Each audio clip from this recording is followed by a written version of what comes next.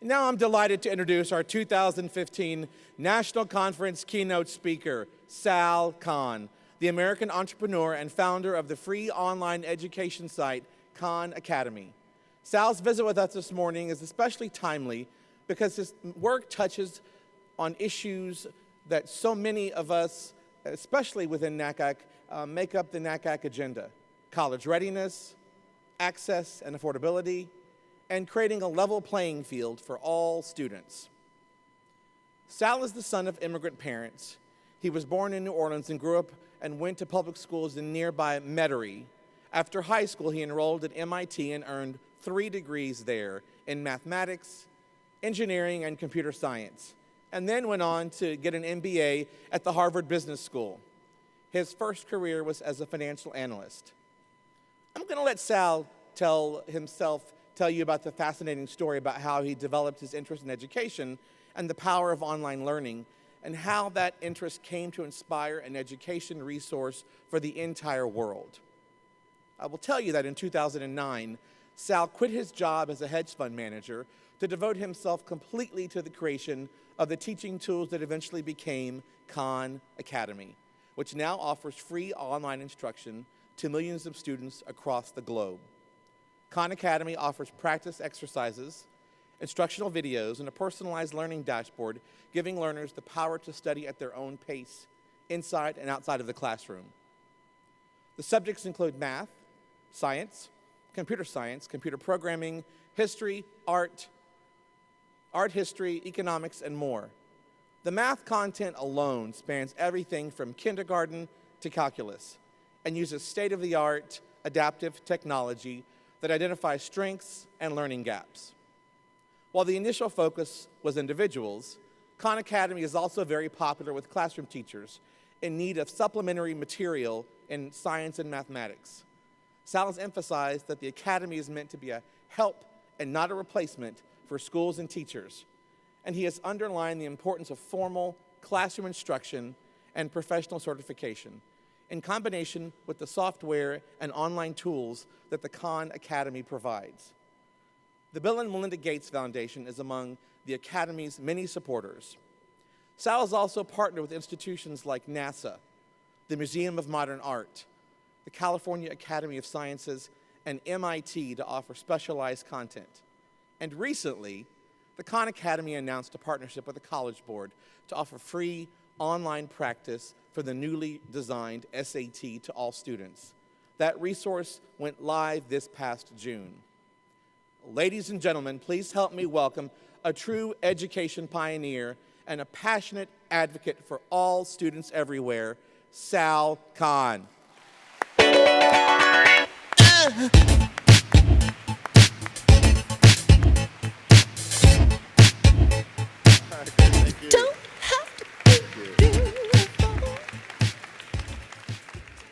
So very, very exciting to be here. So I always like to start presentations like this, just really get a sense of the audience.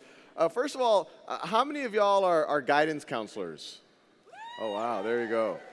And how many of you are college admissions folks? All right. And what other types of folks are there here? Just yell. Are there any non-guidance counselor teachers here? Okay, there you go. They're representing. Very good. And how many of y'all have used Khan Academy yourself in some way? All right. How many of you have used it with your children? Your students? And how many of you have no idea what Khan Academy is, at least? Okay, there's good. No, that's why we're here. We'll go through this. So as you know, a lot of y'all probably have different levels of familiarity with what we're trying to do, and a lot of times people associate us with this collection of videos that I started making for cousins a bunch of years ago, and that's still a big part of Khan Academy. But what we hope to see over the course of the next few minutes is that Khan Academy is much, much more than me, and it's much, much more than just videos. But just to get everyone on the same page, I will start with a montage just to get a feel of what those videos look like. Of these interactions are just due to the gravity. This is an age right after Isaac Newton. I'm told the humidity makes it feel hotter. Why is this? Excellent question, LeBron. And you can just see the pleasure he had. Can you determine which light bulb is being switched? Things actually can interbreed, although for these two in particular, it seems like the mechanics would get kind of difficult. And I can keep playing around with these numbers and see what kind of colors I can come up with. If this does not blow your mind, then you have no emotion. Euler's identity is always a crowd favorite. But as I mentioned, we're not just videos. This right here, this is a screenshot of our missions. This is actually where we've put a lot of investment over the last few years. Students can pick their grade level, completely aligned to state standards. They can take diagnostics. It builds an understanding of what they know and what they don't know. What are their gaps in understanding? It gives them functionally infinite problems to get practice, feedback, explanations. There's a whole set of game mechanics around it to motivate students. There's teacher dashboards so that they can keep track of what students are doing, and we'll talk a little bit more about that. And what's very, I guess, exciting that we've recently launched and very relevant to this audience here, you know, there was a meeting at the White House, I think it was almost 18 months ago now, close to 2 years ago, where the president was really keen on making sure that more students knew how to navigate the college application process, the financial aid process. And the commitment that Khan Academy made out of that is that we want to make the world's free a college admissions resource. And so what I'll show you now is some of the videos from that resource. There's so many wonderful institutions out there. If you're looking for community experience, you may want to be looking at schools that, you know, again, have a lot of the student body living on campus. It's hard to write that essay, it really is. I always advise students to stick to the simple things that you know. You mentioned federal, state, college, and you also mentioned private loans. Where do those kind of fall into this equation? So the first thing I would look at is this net cost calculation. Now, you might say, hey, this is pretty good. I have $1,079, but we have a couple of expenses that we haven't paid for yet. I have been in the financial aid field for about 25 years, so I've seen some FAFSAs come and go. So let's fill this one out. On the extracurricular side, some of y'all might have guessed I was on the math team. I was the captain. My process about looking for scholarships was going out and just talking to people. I literally applied to every single scholarship I could ever think of. I Googled every Armenian scholarship because I'm an Armenian descent, but I'm also from Lebanon, so I Googled Lebanese scholarships. First-generation college students, I think, in many cases are unsure whether or not they can compete and they can be successful in college, but I'm here to say that every student can because we have the support services to make sure that you will. So you should aim for the stars. You should go for those amazing schools that you've heard of, but maybe know nothing about. You should maybe look at those schools that you've never heard of and need to do a little bit more research. So the research is already out there. We hope that a lot of y'all use it with your students, and this is a living thing, and we hope to add just more and more to it, and we hope to participate with a lot of y'all. So I hope that y'all reach out. I'll give y'all some context at the end of this presentation. If any of y'all, either as guidance counselors or college admissions officers, would like to join this and be able to broadcast your wisdom and advice to more and more students. Now, another really exciting thing that we've been working on that I believe that there's already been some talk around is this partnership with the College Board. The College Board, as all of y'all know, it's been around 100 years. They're the administrators of the SAT and other things.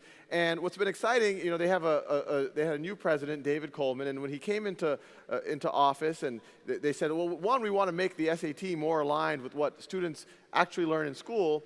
But as part of that, they also called out that there's been this at least perceived but probably actual inequity around the whole test prep industry.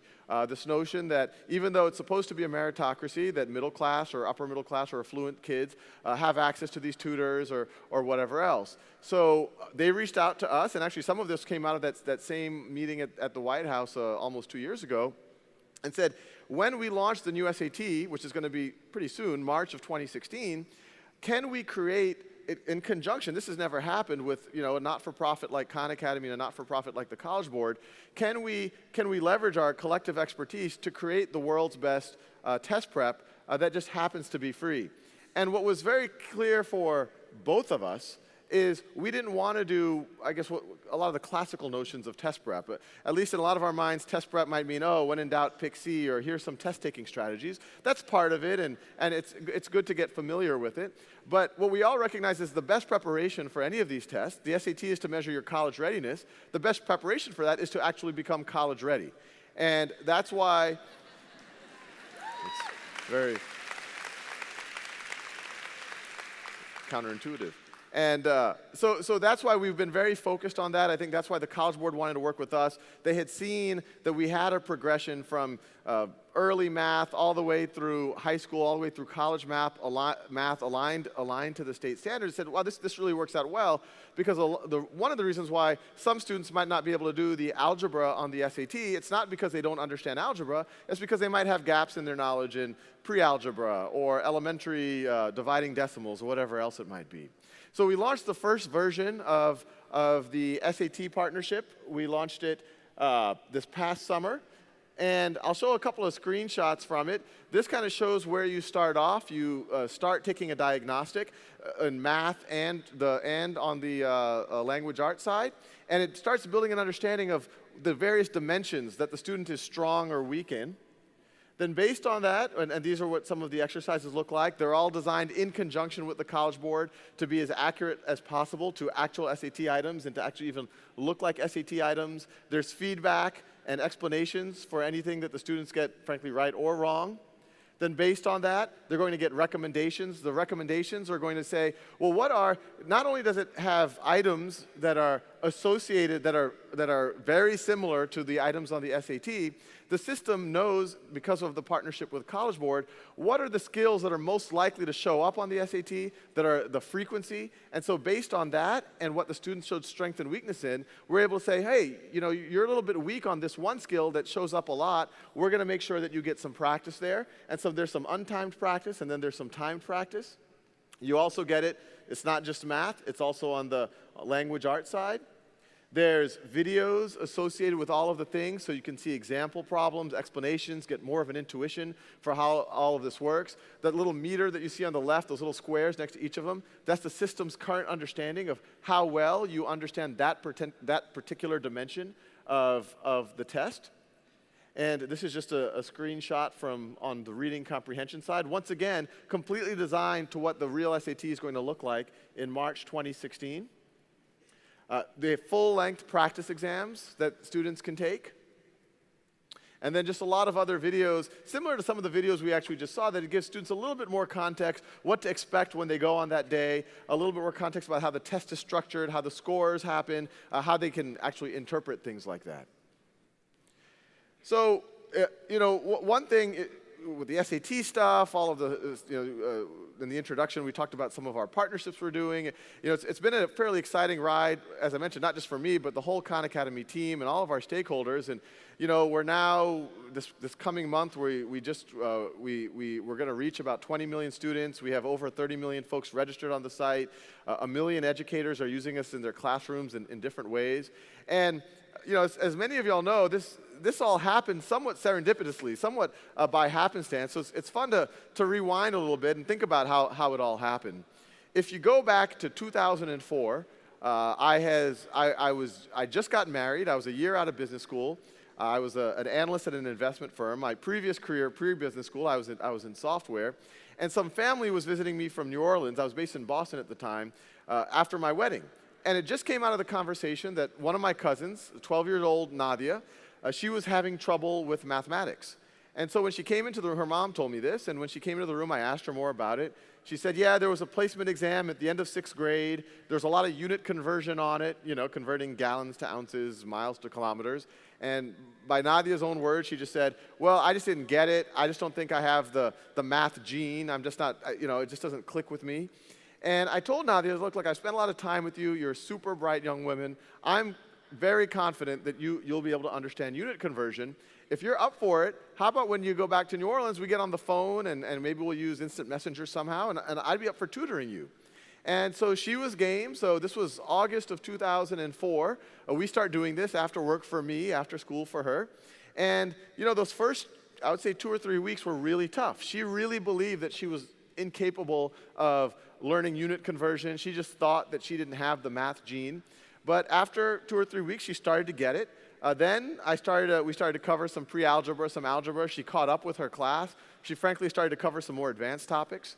And at that point, I became what I call a tiger cousin. So I called up her school. I'm sure y'all appreciate calls like this. And I said, I really think Nadia Rehman should retake that placement exam from last year. They said, who are you? I said, I'm her cousin. And somewhat surprisingly, they did let her retake that placement exam. And that same Nadia that was being tracked into the remedial math class was now placed in the advanced math class. And so this was a small intervention on my part, but it was pretty exciting. Spending it was 5 or 6 weeks with her was able to move her in the right direction. So I started working with her younger brothers. And then a couple of things happened over the next, I would say, 18 months to 2 years. One, the firm I was working for, we moved out to Northern California. But more importantly, word got around the family that free tutoring was going on. And I found myself every day after work on conference lines with about 10, 15 cousins, family, friends, all over the country. And one thing that I immediately noticed from all of these family, friends, cousins, is that some of them were struggling in math, but even the ones that were kind of good students, were getting A's and B's, they had these gaps in their knowledge. Even if they were in algebra class, they were a little foggy on adding fractions with unlike denominators, or negative exponents, or dividing decimals. And so the first incarnation of Khan Academy, I said, well, I have a background in software. Let me write a kind of a quizzing platform for them so that they can fill in these gaps and they get as much practice as they need. And so I, as their tutor or their coach, could see how much time they're spending and what they're having trouble with and what they find easy. And that was actually the first Khan Academy. It had absolutely nothing to do with videos. It was just a website where you could get practice, and I, as a tutor, could see what they were doing. And it was in November of 2006, all my friends knew that I had this crazy tutoring project with all of these kids around the country. And I was at a dinner party, and I was showing this off at the end of the dinner party, and all the software. And the host, his name's Zuli Ramzan, I have to give him full credit. He said, well, Sal, this is all very cool, but I only have one question. How are you scaling your actual lessons? And I said, Zuli, that's a good point. What I was able to do with Nadia and her brothers, it's really hard to do with 10 or 15. Sometimes I feel like I'm repeating the same lesson over again. A lot of times I feel like, all of the students aren't able to pay attention at the same level. And he said, well, I have an idea that might help you scale up. Why don't you record your lessons as videos and upload them onto YouTube? And I immediately said, no, that's a horrible idea. YouTube is for cats playing piano. It is not for serious mathematics. But I went home that weekend. I got over the idea that it wasn't my idea. And I decided to give it a shot. And, those first videos were the things that I saw a lot of my cousins were having trouble with. Dividing decimals. I think the very first video was least common multiple and greatest common factor. Adding fractions, basic algebra. And I started to tell my cousins, hey, look, I'm making this for you. Let me know if you have any other requests. That way, when we get on the phone, we could dig a little bit deeper. You can ask me your questions. And after a few weeks of this, I asked them for their feedback. And they somewhat famously and backhandedly told me that they liked me better on YouTube than in person. And when they said that, it felt a little counterintuitive that they liked this YouTube version of their cousin. But when you really introspect it from their point of view, it made a lot of sense. I think all of us, whether we were in school or even now in the workplace, you ask someone how to do something, especially it might be something that's a little intimidating, and they say, oh, yeah, and they're very well-intentioned. They'll say, oh, it's very easy. Here's the steps. A leads to B, leads to C, and then this happens. It's easy, right? And you feel pressure, even though you don't fully get it. You say, yeah, I kind of get it. And this is what was happening with my cousins. I didn't want to judge them. They shouldn't feel judged. But I would explain a concept to them over the phone, and I would say, does it make sense? And they felt pressure. They didn't want to waste my time. They didn't want me to think that they weren't smart. So they said, yeah, that makes sense. But they really didn't get it. Or they might have been in an algebra class, and they were a little foggy on their decimals, and it was embarrassing to admit that gap. Or they were in a trigonometry or calculus class, and they were foggy on their algebra, but it was embarrassing to admit that gap.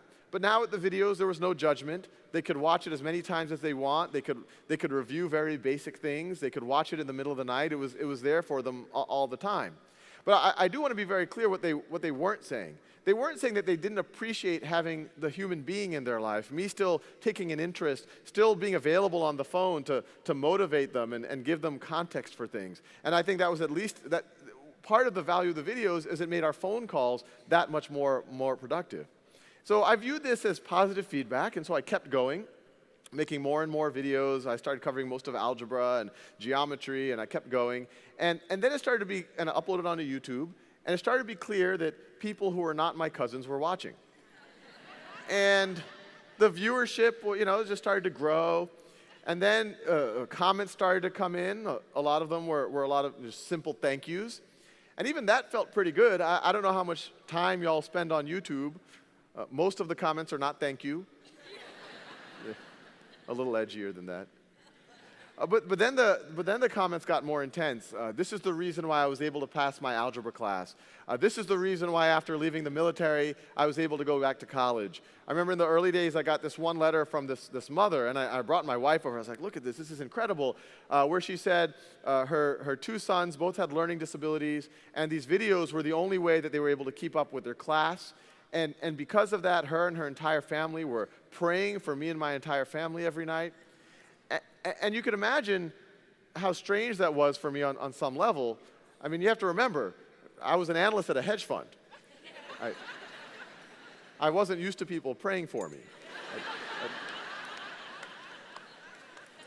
at least in that way. And so I just kept going. And you fast forward to 2008. This is 2 years after the first video. That's where I set it up as a not-for-profit. Even then, I didn't think, I actually enjoyed my career. It was a good career track. But I said, let me set this up as a not-for-profit. Maybe I can get other people to volunteer for this as well. But by 2009, it was all I could think about. There was about 50 to 100,000 people who were using the site at that point. And I sat down with my wife. I was already starting to talk to a couple of foundations that seemed interested in potentially supporting this effort. And, my wife and I, our first child had just been born, but we had saved some money, which is essentially for a down payment on a house. But we said, look, it looks like there's something here. I should give it a shot. I should quit my job, jump in, and see if I can really get this off the ground as a not-for-profit. And so I took the plunge. And I think, any entrepreneurial effort, whether it's for-profit or not-for-profit, to take that plunge, it does require a little bit of a leap of faith. It does require a little bit of almost delusional optimism.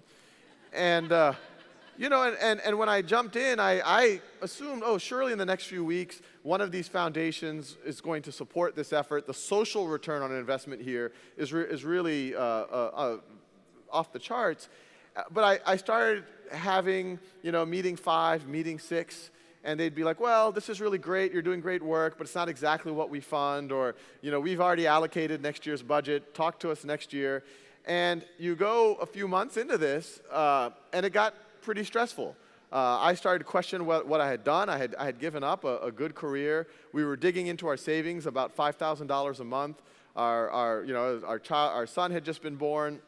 That's probably the most stressful time of my life. A lot of sleepless nights. It puts stress on the marriage. All sorts of things that you don't realize when you get into this. And 7 or 8 months into this, I was really questioning it. I started thinking, can I even go back to my old career? I was getting $5, $10 donations over PayPal. It was amounting to a few $100s. If it was any of you, thank you. But it was really tough. And right when I was, frankly, in one of the darkest moments, all of a sudden a $10,000 donation came in. So I immediately see who it is. Her name was Ann Doer. She was local. She was in the neighboring town. We were in Mountain View. She's in Palo Alto. I immediately email her and I say, thank you so much for this incredibly generous donation. This is the largest donation that Khan Academy has ever received. If we were a physical school, you would now have a building named after you. And Anne immediately emailed back and says, well, I love your site, the content. I use it myself. We actually had a lot of content on finance and the economic crisis and all of that, which she enjoyed. But I also use it with my daughters around their math and their science.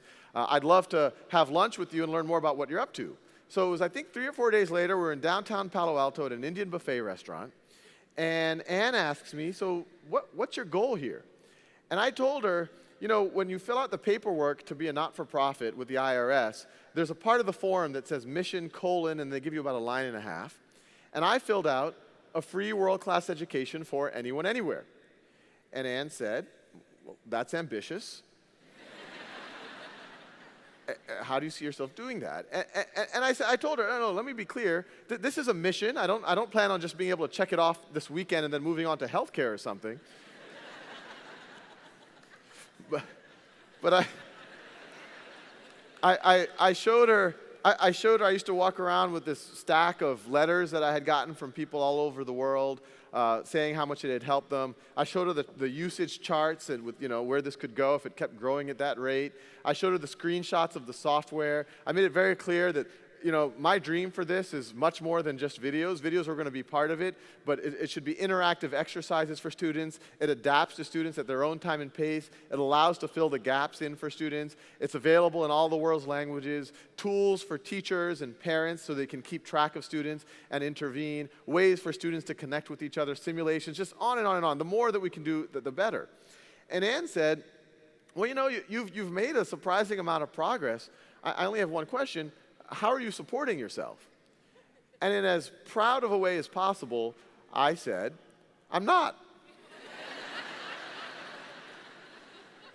And Anne kind of processes that a little bit, and then we part ways, and 10 minutes later, I'm driving into my driveway, and I get a text message from Anne, and it says, "You really need to be supporting yourself.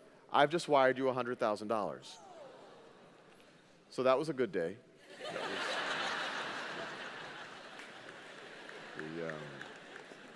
And frankly, that was the start of a crazier and crazier series of events.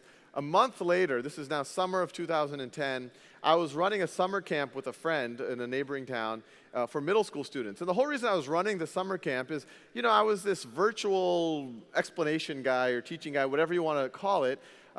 But we were writing all the software, but I never viewed it as somehow, Amazon.com versus Barnes & Noble's. I always viewed it as, if students can get their lectures at their own time and pace, if they can have essentially an unlimited number of exercises and software that adapts to them, it's not a replacement for the classroom. It allows the classroom to do the richer things, the Socratic dialogue, the simulations. It allows the teachers and the peers to form human bonds with each other, which is probably, frankly, more important than even the factoring the polynomials, working on the social emotional, the metacognitive. And so I was working, this is what we were doing in the summer camp. We were in the middle of a simulation. I had 6 7th graders playing a game of Risk, while the other 20 traded securities based on the outcome of the game of Risk. It's a good game. One 7th grader, in fact, invented shorting all on his own, so it was very, told him I could introduce him to some folks. But while that was happening, all of a sudden I start getting a bunch of text messages from Anne, which you can imagine I now take very seriously. And they were fairly cryptic. A bunch came in really fast. It wasn't clear what order they came in. But they read along the lines of, I'm at the Aspen Ideas Festival. I'm in the main pavilion, thousands of people in the room. Bill Gates on stage. Last 5 minutes talking about Khan Academy. So I didn't know what to make of this. So I immediately boot the nearest 7th grader off of a computer. And I start looking for some evidence of this event that Anne is talking about. And about 5 minutes later, I found footage of it, and this is what I saw.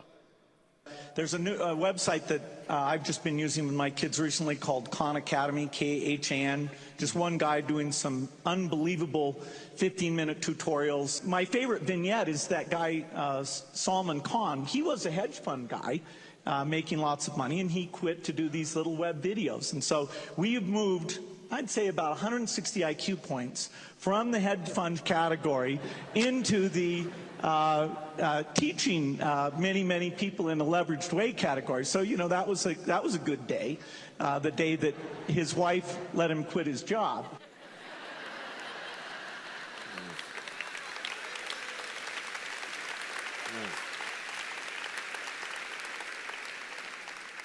So you can imagine what was going through my mind. I mean, he clearly, I mean, it wasn't a superficial understanding of the site. He had clearly spent some time there. I was like, you know, this is like a dream. Is this really happening? This is surreal. And actually, my next emotion, I became nervous. You know, those videos were for Nadia, not Bill Gates.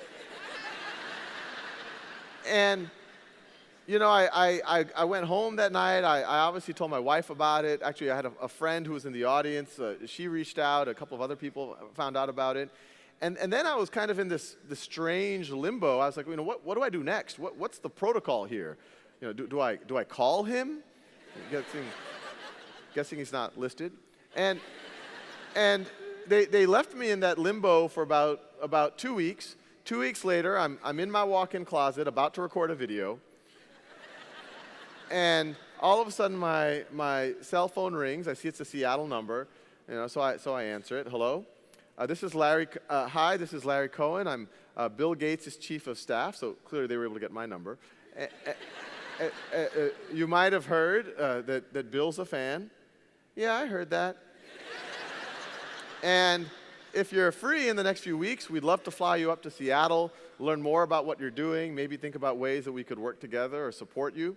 And I was looking at my calendar for the month,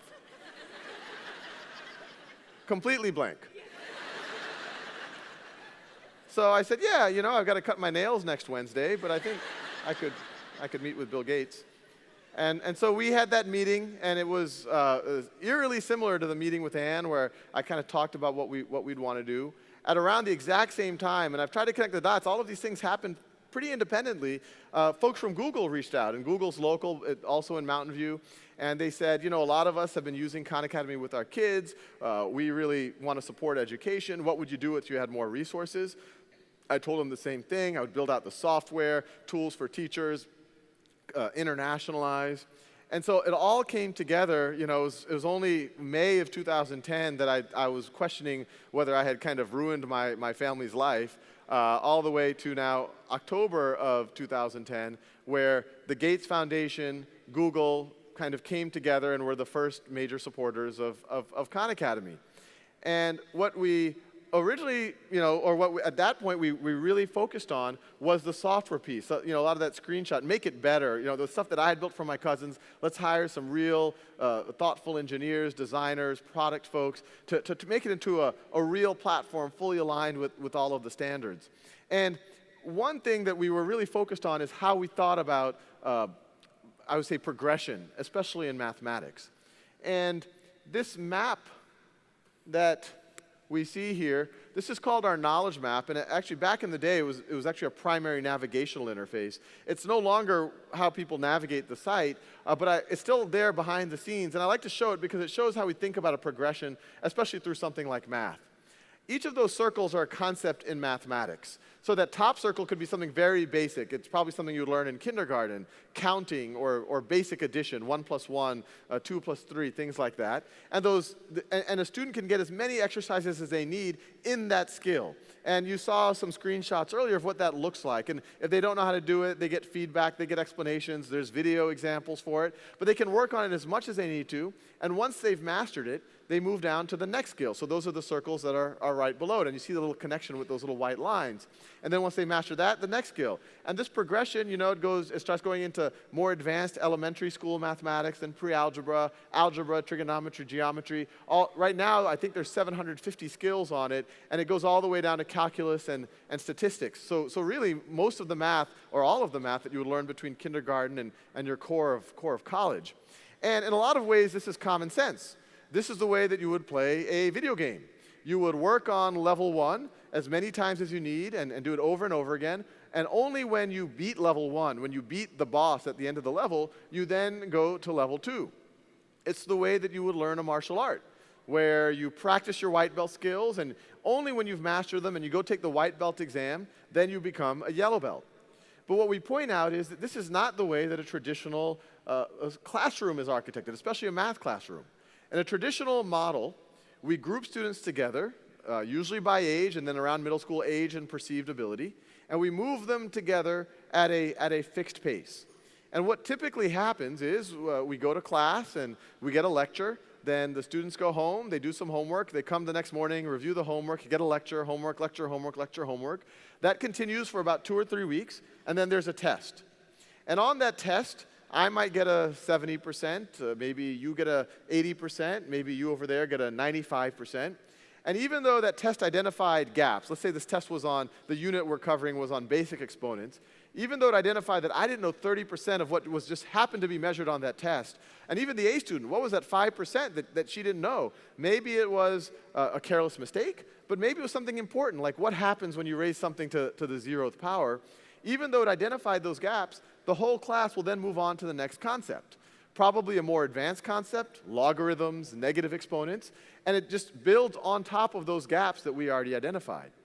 And to realize how strange that is on some level, imagine if we did other things in our life that way. Say home building. So you bring the contractor in, and you say, I've been told we have 3 weeks to build a foundation. Do what you can. So maybe it rains, maybe some of the supplies don't show up. 3 weeks later, the inspector comes and says, all right, that part's not quite up to code. The concrete's still wet over there. I'll give it an 80%. You're so great, that's a C, let's build the first floor. Same thing, we have 2 weeks, do what you can. 2 weeks later, inspector comes, I'll give it a 75%. Okay, great, let's build a second floor, third floor, fourth floor, and then all of a sudden while you're building the 4th floor, the whole structure collapses. And if your reaction to that is the same reaction that's often given to education, you say, oh, maybe we needed a better contractor, or maybe we needed more inspection. But that clearly wasn't the problem. What was the problem was the process. We were artificially constraining how long and when we had to work on something that's foundational. We took the trouble of identifying the gaps, of inspecting the gaps, testing the gaps. We found them, but then we ignored them, and then we build on top of them. And so the whole model that we're advocating, and once again, it's not a new idea, this idea of mastery-based learning. It's actually hundreds of years old. It's been tested in Winnetka, Illinois, back close to in the 1920s.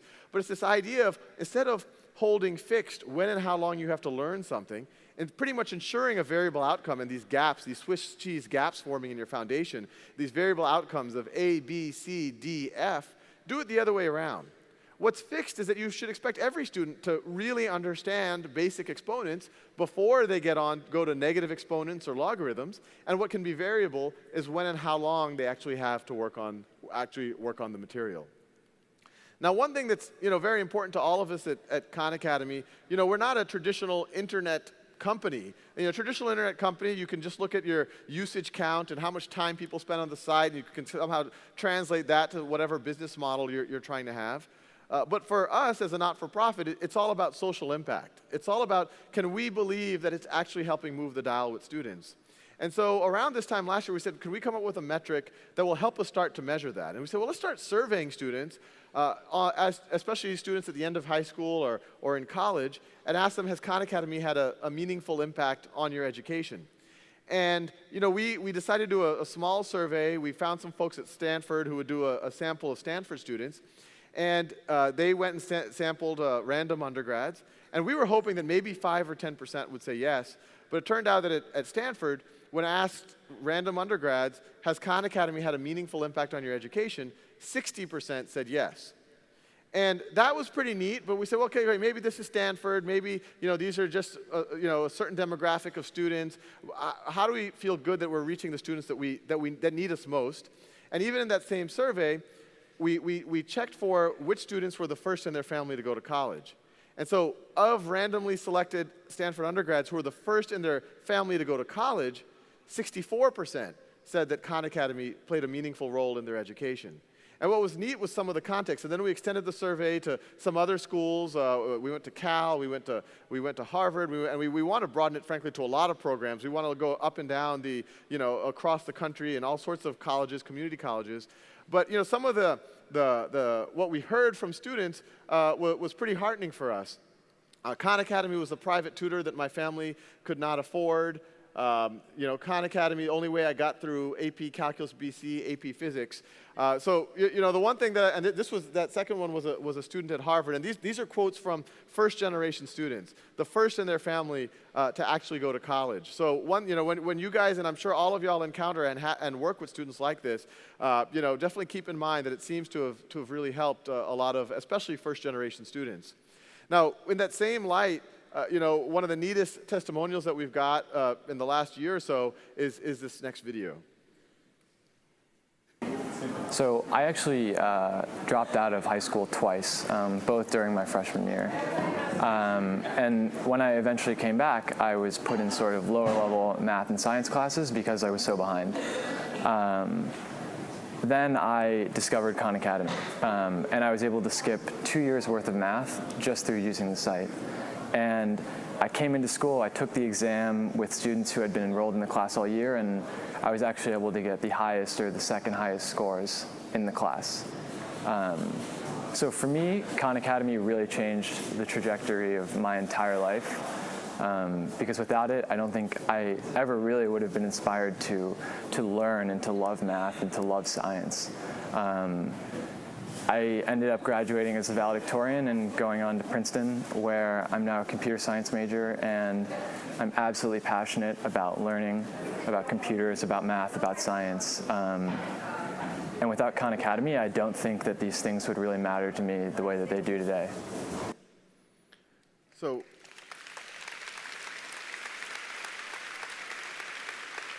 there's kind of a neat epilogue there. When we saw that Charlie's a computer science major, we reached out to him and we said, we have internships, and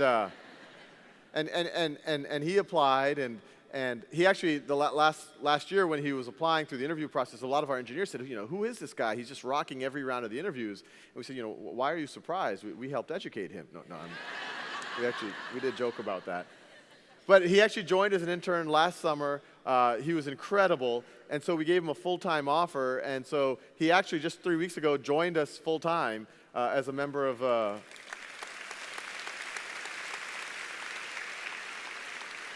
So in a very bizarre way, we're helping to solve our own labor problems. So it's... But when you see a testimonial like that, I mean, it's great for all of us at Khan to say, rah, rah, rah, he used Khan Academy, and it was clearly a part of what he did. It allowed him to tap into his potential. But it's clear that there's something very special about Charlie Marsh.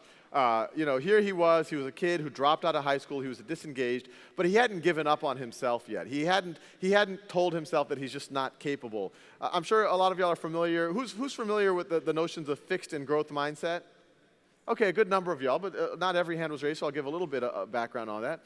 There's this notion, and it's really interesting, and it's applicable, it's frankly very applicable to the work that y'all do every day, and it comes out of work from Carol Dweck at Stanford, Angela Duckworth at University of Pennsylvania, and many others, is this idea that, broadly speaking, people tend to have one of two mindsets. A fixed mindset says, I'm either good at that or I'm not. I either have that gene or I don't. I either have the math gene or I don't have the math gene. Nadia, when I started working with her, was on the border of having a very solidified fixed mindset. She said, I'm not good at math. I don't have the math gene, and because of that, she was starting to disengage. And on the other side, you have folks who have a growth mindset. A growth mindset person might say, well, I'm not good at that thing yet, but I won't know how good I can get until I apply myself, step out of my comfort zone, be willing to fail, embracing the failure, realizing when I get a question wrong, that's when my brain grows, and that's going to allow me to get better. And it's very clear that Charlie had a growth mindset. Even though he dropped out of high school, he said, I'm going to go on the internet and I'm going to pull resources because I still believe that I'm capable of learning. And so one of the key questions I would say as an educator for all of us, as an advisor, as a counselor, is how do we get more people to have a growth mindset? Frankly, if you can get more people to have Charlie Marsh's mindset, we're kind of done. Like they are going to be able to pull knowledge and almost take care of themselves. And so we've been trying to think about this problem. Khan Academy is a place where you can apply a growth mindset, but can also be a tool to help bring people towards one. And so we've consulted a lot of the experts in the field. There's a lot of little things on the site that try to remind students things that, your brain is like a muscle. The more you use it, the stronger it gets. And we've actually seen in the data that these growth mindset type of intervention quotes actually do increase students' engagement. When we email teachers and let them know about just the notion of growth mindset, we see their students' work increase and they get more engagement. So we said, well, is there a way, and Carol Dweck and Angela Duckworth, they've designed a whole series of interventions that they've done with smaller groups, but we said, well, can we do things on a larger scale? Can we create a message, a video that can start to be kind of a mini growth mindset intervention for folks? So I'll show you this next video, and I encourage you, one, to think about how it affects you, but also show it to your students and see what effect it has on them. And it was explicitly designed based on a lot of the science that's come out of academia.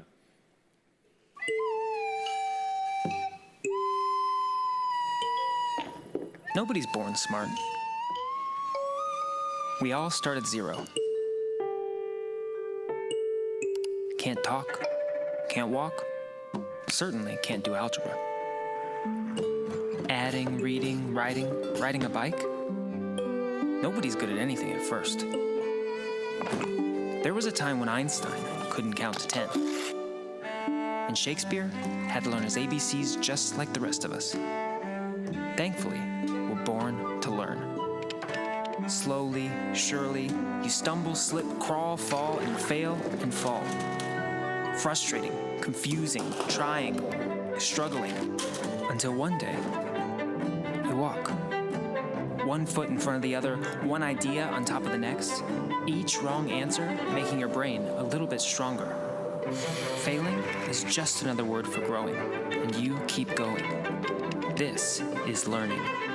Knowing that you'll get it, even if you haven't gotten it yet. Because the most beautiful, complex concepts in the whole universe are built on basic ideas that anyone, anywhere, can understand. Whoever you are, wherever you are, you only have to know one thing. You can learn anything.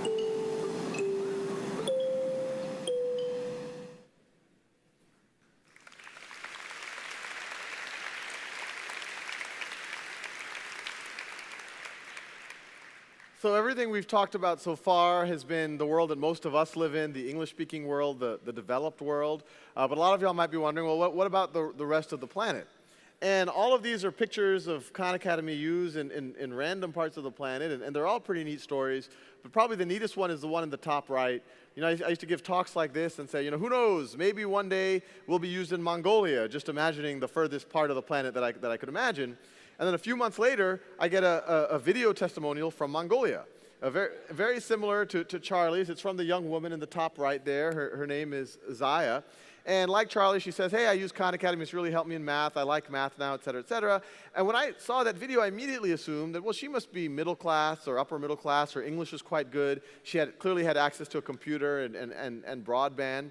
But then I read the text of her email a little bit more closely, and it turned out that there was a group of volunteers from Cisco Systems who were using their vacation time to go to Mongolia and set up computer labs with broadband in orphanages.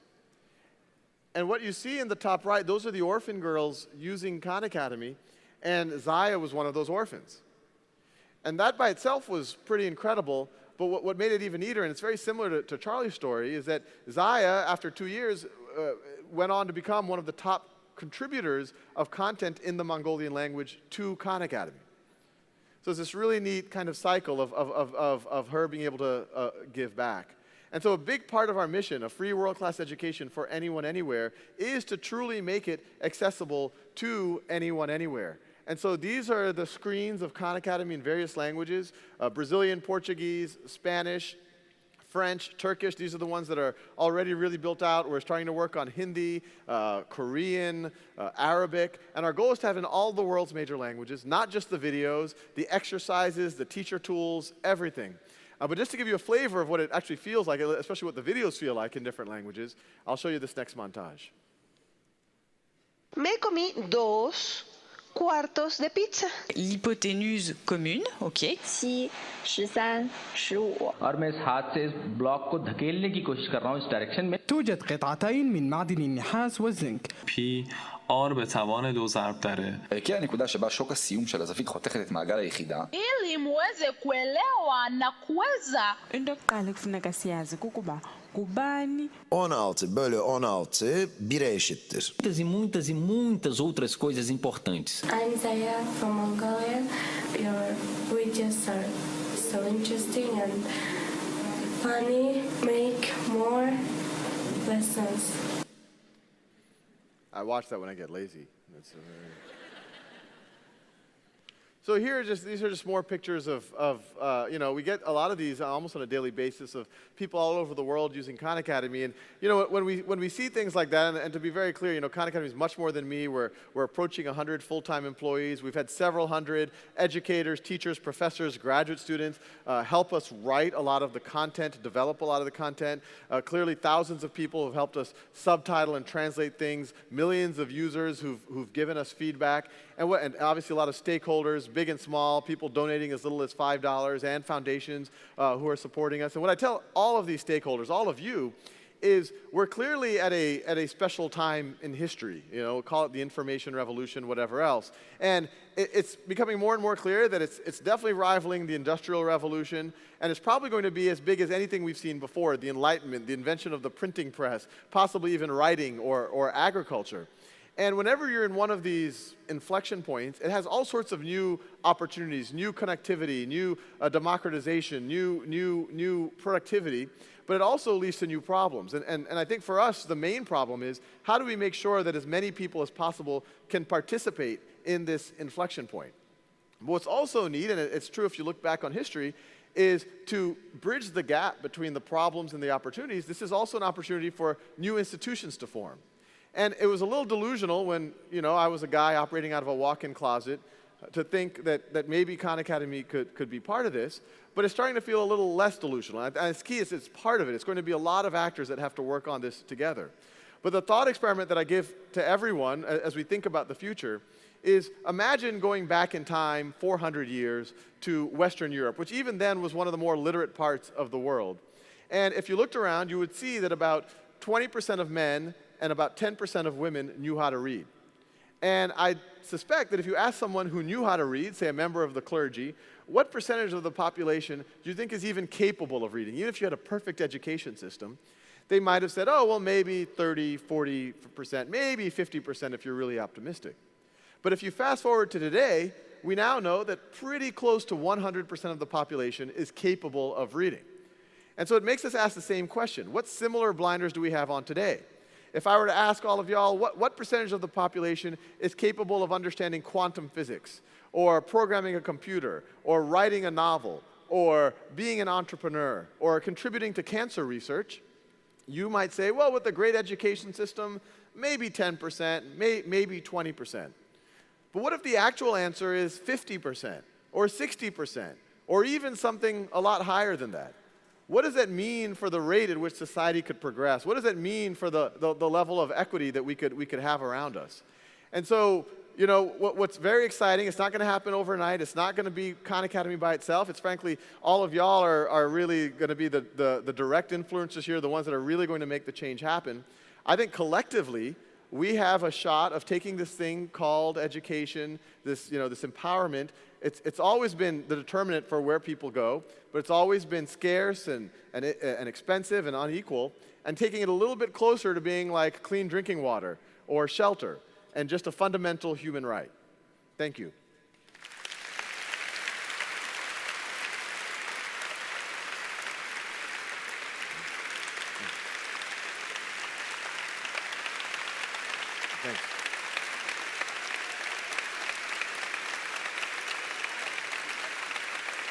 Thank you. Oh, please.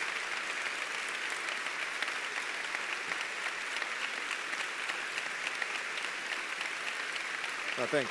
No. Appreciate it. No, thank you. We have time for questions. I'd love to take questions. I think there's 6 microphones here in the aisles. So anyone with questions, please. And any question is fair game. Hello? Oh, where are you? Hello, is this on? It is on. I don't know where you are. Hello? Oh, there you go. Okay, the back left, stage left, backstage left. Okay, yes. Hello. Yeah. So my name is Michael from Minerva. We're a new university, one of your neighbors up in the Bay Area. A couple of our Minerva students visited the Khan Lab School. Mm-hmm. And I'm curious to ask you, when your elementary school students at Khan Lab School graduate high school, what kind of college do you think they'll go to? And what would you like to see in the college that they go to? No, great question. So just to give all of you a little bit more context, there's Khan Academy, and we've talked a lot about that already. But I wrote my book, The One World Schoolhouse, and in that there's a lot of what could the classroom of the future look like? And for me, I've always been fidgety. Actually, even before Khan Academy started, and I started tutoring my cousins, I've always dreamt of kind of being a Dumbledore-like figure and kind of having a school where we could experiment with things. And so last September, we started a lab school downstairs from our offices. This is actually where my oldest son is, who's now 6. That's where he goes, where hopefully my other children go as well. And the idea is, can we really push the envelope? Can we show real mastery-based learning, personalized learning? Can we put social, emotional, and metacognitive first and use the content as a way to achieve that as opposed to the other way around? Can we free up time in the day for students to pursue their passions and do project-based learning? Can we challenge the agrarian calendar since most of our kids aren't tilling the soil anymore? So it's a full day, full year school. And so what's really interesting, and we're actually growing into a high school next year, so this conversation is becoming very relevant, and we're already starting to talk to parents where they say, well, I really agree with the principles here. I want my kids to pursue their passions while still having rigor and still mastering the concepts. But when I look at the college admissions, it says that they have to do this, and there's a transcript, and you guys don't have grades, but it looks like at least people care about these things. And so one thing I'd like to throw out to all of you is we're starting to have conversations with admissions officers, and this isn't just about the lab school. We actually view the lab school as kind of a catalyst for a broader conversation of how can we broaden our view of what's acceptable? And we have already talked to a lot of admissions officers who said, no, we're starting to look at portfolios, and we like to see the written narrative. In fact, that's even more powerful. And as long as students can show mastery through whether it's something like the SAT or AP tests or their portfolio, that's what we care about. In fact, in a lot of ways, that carries more weight than a traditional GPA or traditional grades that could be very inconsistent from one program to another. So these are the things we're experimenting with. We're looking to work with folks. Actually, email partnerships at Khan Academy, if you're at khanacademy.org, if you're interested in thinking about this more. And actually at the lab school itself, we're looking for people to not only advise us, but actually we're looking for a few people to work with us. So shameless plug, jobs@khanlabschool.org.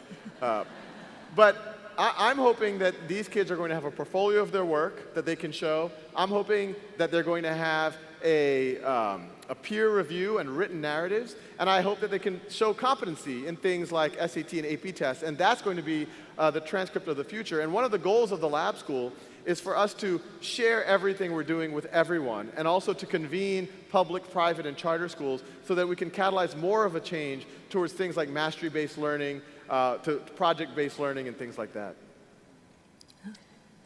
Right here? I'm Joyce Vining Morgan from Vermont. Oh.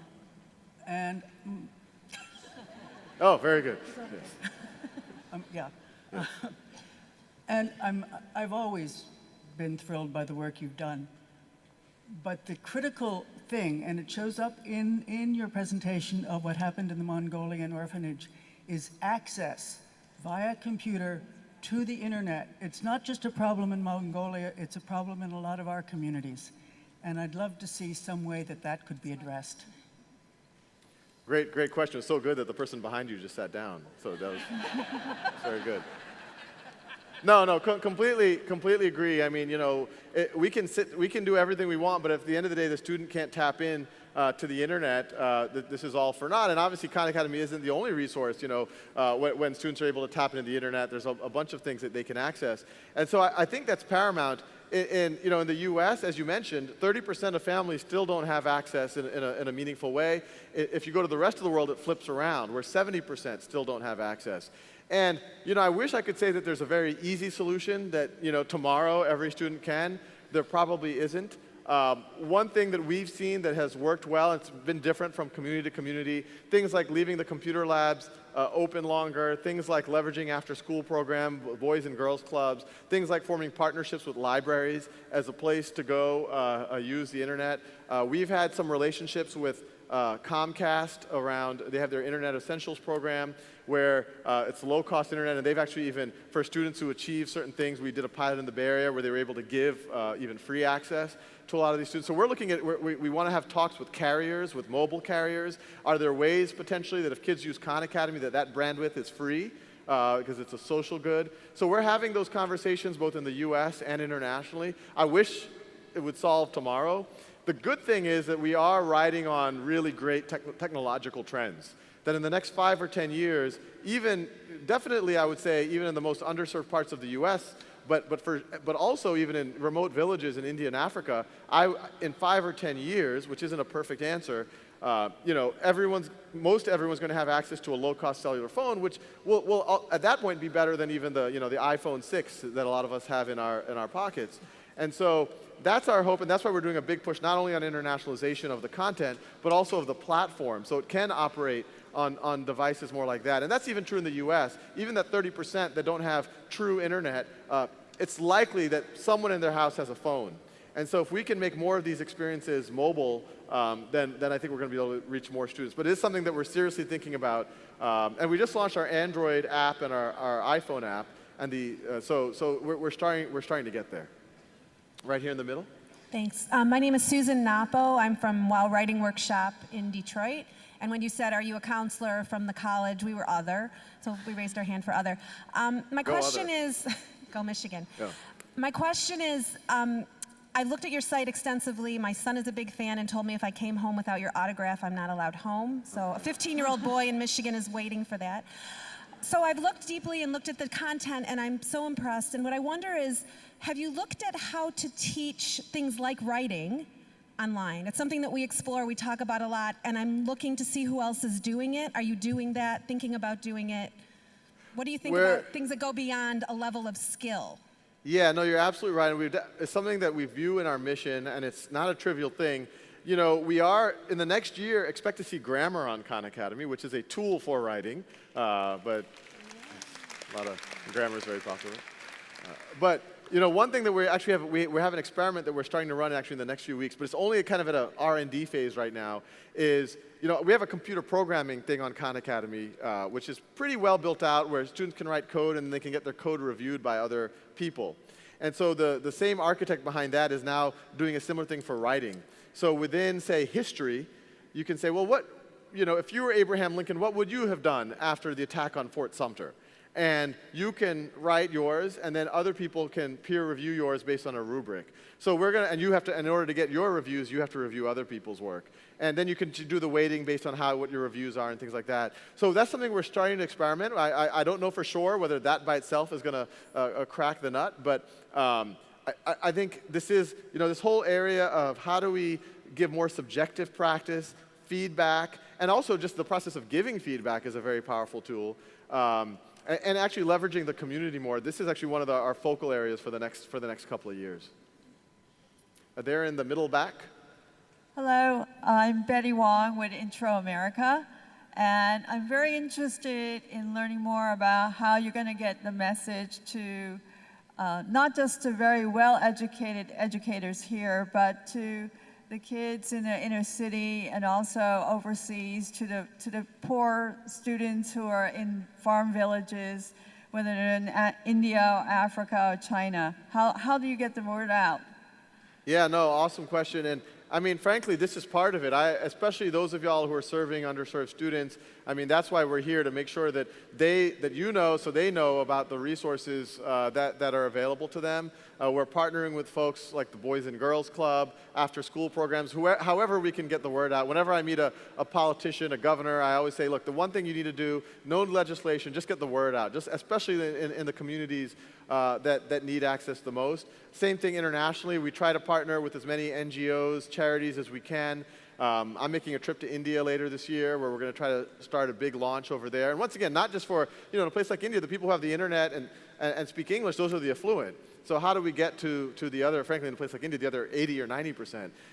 So this is one of our top priorities. And once again, we'd love to hear any ideas y'all have about how to address that. We'll contact you at partnerships at Khan Academy. KhanAcademy.org. Yes, yes. So now let's, right there. Hi, I'm Allison Siegel, and I'm from Evanston Scholars. We're a college access and success organization just north of Chicago. And my question builds on the previous one, which is you talked about how your lessons and your content aligns with the state standards and the Common Core and all of that. And you're also talking about different ways to get the word out, which is so important. And I'm just wondering what, if any, partnerships you're exploring with state and local governments and the people who are designing the curriculum in the schools and even the National Department of Education, because I think that kind of partnership could be really incredibly valuable and transformative. Yeah, no, we're always open to these things. I mean, what we've been in contact with Arnie Duncan and for us, the main thing is just to get the word out. The Common Core, Bill McCollum, who is the math author of the Common Core standards, and this is something that his group has done for no other resource, is that they've actually vetted all of the items to say, oh, this is actually what we were talking about when we wrote the Common Core standards. We've actually done studies that show that they align, the work on our missions correlate very strongly with performance on the end-of-year exams, the benchmark exams for the Common Core. So yeah, it's just anyone who wants to help spread the word, who wants to help be ambassadors for us. We're actually going to be starting an ambassador program where in every local region, folks like yourselves are taking up the mission and making sure that the local schools are using Khan Academy or know all the resources that are available to them. Thank you. There in the back right. Hi there. My name is Keith, here from Beijing, China. So I'd been reluctant for a while to take any courses online because I was worried about losing the social aspect, losing the classroom feel.